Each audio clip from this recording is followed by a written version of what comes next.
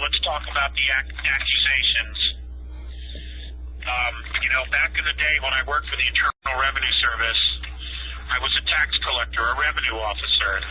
That's what I was supposed to do, to collect taxes. I shut down businesses. I threw people out of work. It's a very, very tough job because, number one, you're always dealing with a negative, and there's no question you're creating a lot of karma. Okay, it sucked, quite frankly. Yeah. And you don't have many friends outside of the service because, who wants to hang out with an IRS agent? Okay? Nobody. And so there was a time where I decided that I wanted to help defend people from IRS. Mm-hmm. My dad had a situation back in upstate New York with Internal Revenue.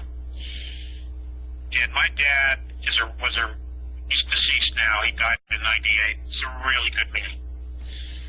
But like all of us, he had his stuff to work on as well. But he was a really good man, and he worked really, really hard.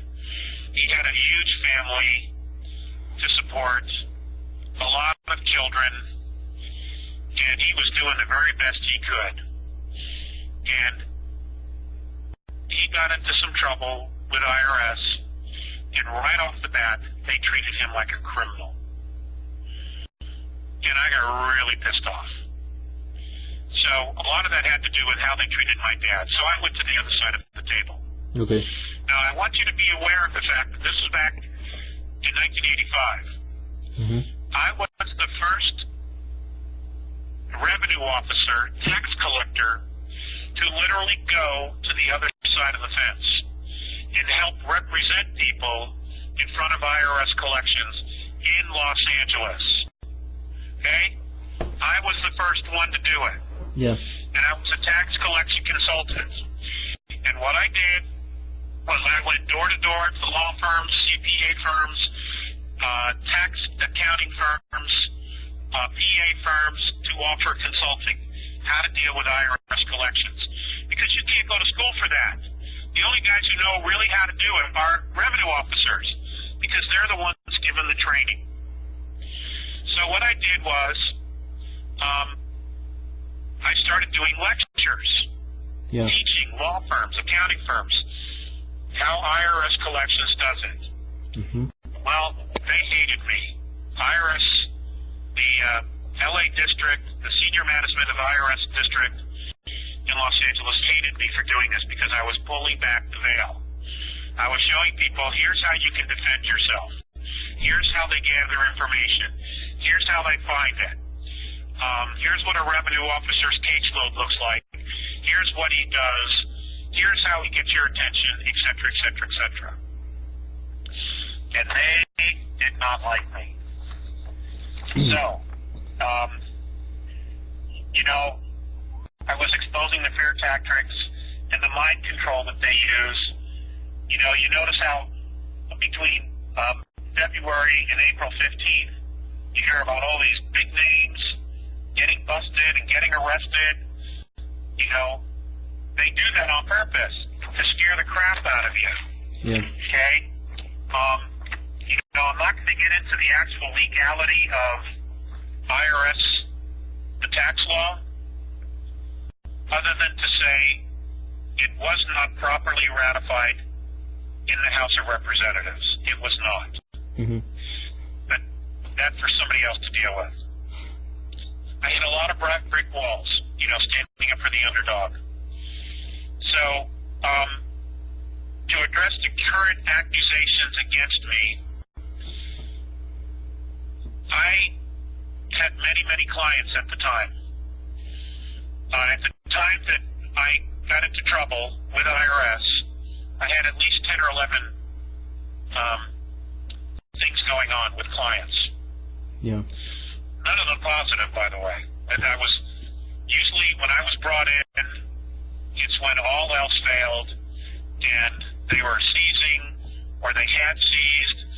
They were leveling bank accounts. They were entering 401s. They were taking IRAs, retirement things. unfortunately, that's just how it worked. I was brought in when basically it was almost too late. Yeah. Okay? Many companies that got into trouble, it was because of poor management or just bad decisions, or they were hoping things were going to turn around, they were going to get loans on property, etc. And it took too long, or it just didn't work. I had a client who had a family, great family, and he had just gone through an IRS audit or seizure several months before. Yeah. Now, the Internal Revenue Service uses the Internal Revenue Manual, which is very hard to get and very expensive. And most people don't even have any idea how to even read it. But in the Internal Revenue Manual that the IRS uses, they have what is called a 23C date. A 23C date, then, this is back in the 80s, once an audit was completed, the service had 120 days in which to assess the tax, make it legal, before they could do anything. IRS commonly, or I'm going to say at least 30% of the time, would miss the 23C date. Yeah. And there were a lot of reasons for that, because case flows were so big, paperwork would get lost, and the computer system they were using at the time, IRS, was a disaster. It just didn't function properly. Things got lost, things weren't tracked, etc. But nonetheless, if they blew a 23C date based on the Internal Revenue Manual, now I'm not talking tax code, okay? I'm talking Internal Revenue Manual, what they use themselves. The tax was supposed to be uncollectible, but they often would go out and collect it anyway. And this is one of those cases where they were trying to collect the money anyway, even though they were breaking their own law, okay? So, I found out from a friend of mine who had access to IRS that they had in fact blown the statute. Yeah. And I was given this information predicated on I would never rat him out. And I did not. I kept my word. I protected the source. And I called the IRS on the 23C date. That was my mistake. I should have had my client hire a tax attorney who had worked for IRS, and we should have done a discovery. But his life at that point was completely destroyed. Mm-hmm. He couldn't feed his family. Everything was gone. They had just taken control of every single dime he had and shut and seized his business. Putting 31, I think it was, 31 or 32 people out of work just days before. So I called him on it, and that changed everything. Okay, they wanted to know how I knew the 23C date had been breached. Mm-hmm. And I wouldn't tell them. And when I finally was arrested by CID agents for the Internal Revenue Service, I refused again to tell them. I was arrested in a hallway of an apartment building. And when they put me in the car, that's all they wanted to know. Who was it that told me that? If I would tell them who that was, all of this would go away. And I kept bringing up the fact, listen guys, you know, what about the fact that you're collecting this tax illegally? Well, that just got them angrier and angrier at me. So I ended up going to jail. I went to tax court. I was put in the Metropolitan Detention Center in Los Angeles, where I remained for 92 days before I was released. Okay. In Los Angeles. And when I got to my floor, several people had already known that I was an ex-IRS agent. And 5 times I had people try to kick my ass. Now, that was nice of the IRS to do that. Several times, when they would come to get me to take me to court, they would ask me again, if you tell us who it was that breached IRS, all this will go away. But I wasn't going to do that because, again, they were in the wrong. I wasn't. They were in the wrong. So I get to tax court, and I have 4 or 5 charges leveled at me. Mm-hmm. Okay? And they were all bullshit. They were all bullshit charges. In fact, in the end, 3 of them were completely dismissed by the judge. I was given a public defender because everything I had been seized as well by the IRS.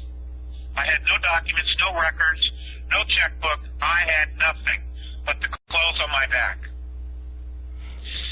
So I go to court, and the first attorney I'm given has never, ever had a tax case. So I request a new attorney. Okay? Mm-hmm. I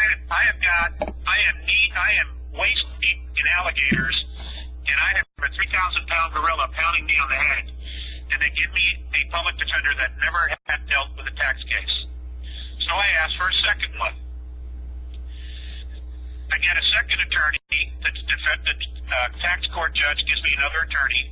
He has no tax court experience either. Shit. Okay? Yeah. So I request again a judge specifically asking for a public defender that has some tax court experience. Mm-hmm. He gives me a third attorney, public defender, who had less total overall experience than the other 2, but again, no tax court experience whatsoever. He had been a public defender for less than 3 years. And the judge told me, this is it. You're not getting another one. So I'm like, okay, I'm really screwed here. And I was totally screwed. But, you know, if I had to do the whole thing over again, the only thing I would change is that I would have a client get a tax attorney. Now, meanwhile, I'm in jail, and all my other cases are completely falling apart. Mm-hmm. And my clients are doing whatever they have to do to protect themselves from this 3,000-pound gorilla. Because I'm not there to defend them anymore. And that's pretty much what happened. I ended up pleading guilty to the least of the 4 charges or 5 charges, whatever it was, to making a false material statement to a government agency. And then I would be released. Well, the situation in MTC was so bad for me that I did. I took the plea, thinking that someday down the road I could get an attorney and I could revisit this and I would be able to have it overturned. Okay. Well, that just never really happened. Financially, it's been a struggle. There have been a lot of years of struggle, and I've never been able to deal with it, or get it overturned, or revisit it with a really good law firm. Hopefully one day that'll change. So yes, I do in fact have a felony count against me from the IRS. Mm-hmm. But now you know the situation. And my detractors, or my critics, are using that so that people will completely dismiss all the information that the Andromedans have passed on. Now, ladies and gentlemen, I can't make you believe me. I can't make you not believe me. But what I have told you on the life of my children is true. And that's all I can do. If you decide to throw away all the information, then so be it. That's on you. You know, I don't know what else to tell you. I've not done this for profit. I have not done this for glory. Oh my God. I mean, what glory? You have no idea how difficult it's been to lose the friends that I've had, to lose the partners that I've had, to have my children think I'm insane, to deal with betrayal. You just have no idea. And it is something I would never, ever do again. So, you know, you're going to do what you want to do anyway. When I will just share this with you, when I got out, the next time I had a contact from RNA SAS, I brought up to them, do you still want to talk to me? Because a conviction like this is a scarlet letter. It's clearly a mark. It's something that I'm ashamed of. But nonetheless, it's there. And their attitude was, they knew my chains of thoughts. They knew my heart was in the right place. And yes, they still wanted to talk to me. And Morinay even commented that it's absolutely insane to build the hopes of a civilization on a system of currency that is not only real, but is ultimately controlled by a few. And that was it. They dropped it after that. Yeah. And I literally have been trying to outrun it all my life. But obviously I can't, so there it is. It's out there. Is that the real reason why I changed my name? No, it is not. I have already dealt with that 2.5 years ago. At the time I started speaking, you know, there was no internet. And my dad was really worried about it coming back to the family. And I've been as clear as I can be about that, and I have nothing to add to that. You take it or leave it, whatever you want to do. You know, you just go for it. Now, to address my critics, there's one in particular who is a representative for another group. He is not a contactee himself, though it appears that it's all about him. Yeah. Ladies and gentlemen, why don't you research Mr. Horn's ex-wife? Why don't you look for her?